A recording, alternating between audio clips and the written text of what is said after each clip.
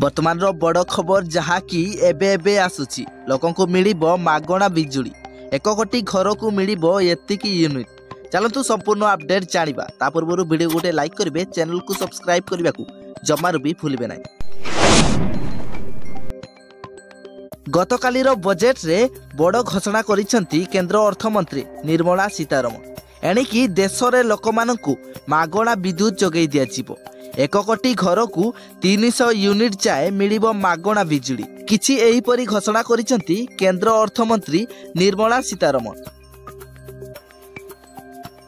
Solar panel माध्यम रे मागणा बिजुली दिया जिवो बोली कहिसेंती अर्थमंत्री। जेउमानंको घरे सोलार पैनल अछि सेमाने एबे मागणा बिजुली पाई परिबे। आगामी 5 वर्ष रे अधिक 2 कोटी घर हेबो। 1 कोटी घर को 300 यूनिट जाए मिलिबो मागणा बिजुली। सोलार पैनल माध्यम रे मागणा बिजुली दिया जिवो। 2023 रे भारत G20 अध्यक्ष करिछि।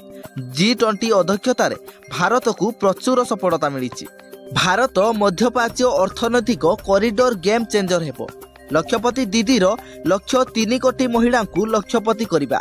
देशर 1 कोटी महिला लक्षपति होई सारिचंती।